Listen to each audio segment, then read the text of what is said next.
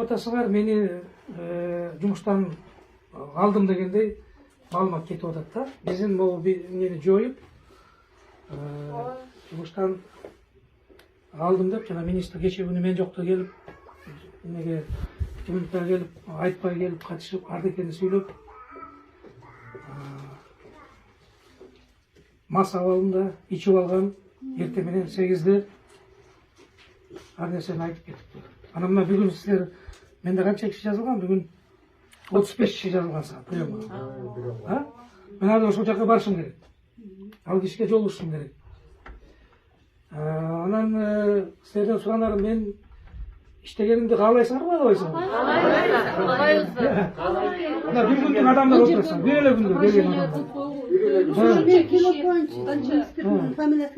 Бешеналиев. Кадыр Бейшеналиевич, мени жакшы тааныйсыз. Мен сиздин приемуңузга 5-6 жолу кирген кишимин. Мен үй бүлөм менен 2-чи группада инвалидмин.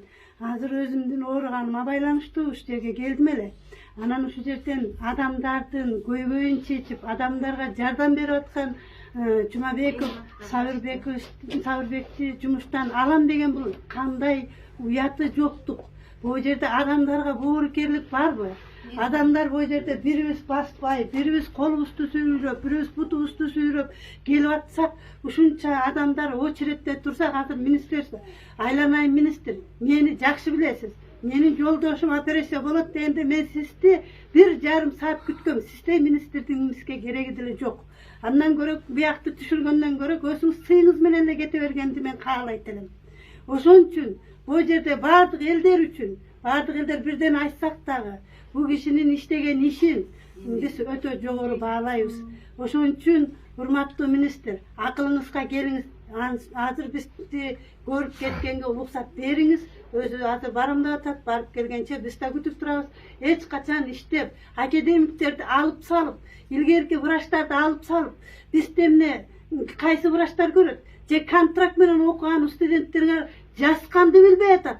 Мына мен 2-3 жолу мына урологияга барсам, эже мугалим экенсиз, менин ката жазып аткан кагазымды кантип жазып атасың деп атасыз го дегенде, мен күлүп туруп ошол жерден жок, мен ал катаңды айтпайм, иши кылып мени көрүп берсең болду деп чыктым. Мына мен больницадан чыкканыма 5 эле күн болду. Азыр ушул ортопедический оору болгонум үчүн жамбашыман ушул жака келсем, азыр бул кишини сиздердин журналисттериңиздерге да жолуга албай калдым. Урматтуу министр, мен сизге ушу менен 4-чү городской больницага тек травматолог барбайбыз дешет. Баргандан киргенден баштап акча сурайт дейт. Азыркы кезде мага бүт бары звонить этип атышат. Турциядан, Россиядан, Америкадан, Германиядан. Кыргыздын чыган травматологдор келип иштеп берели дейт. Кыргыздардын травматологун көтөрүп берели дейт. Себеби Жумабеков өзүм деп атып, алардын бардыгы чыгып кеткен Кыргызстандан. Ал жерде больница скорой медицинской помощи болуш керек. Карап келиш керек.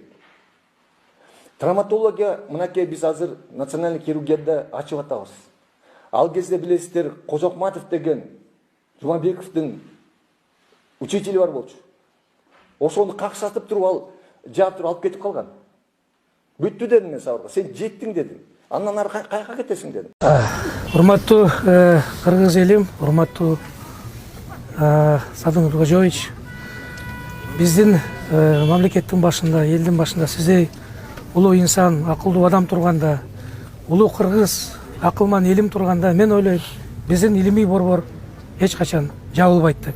Сиздердин колдооңуздарды биз күтөбүз. Рахмат барыңыздарга.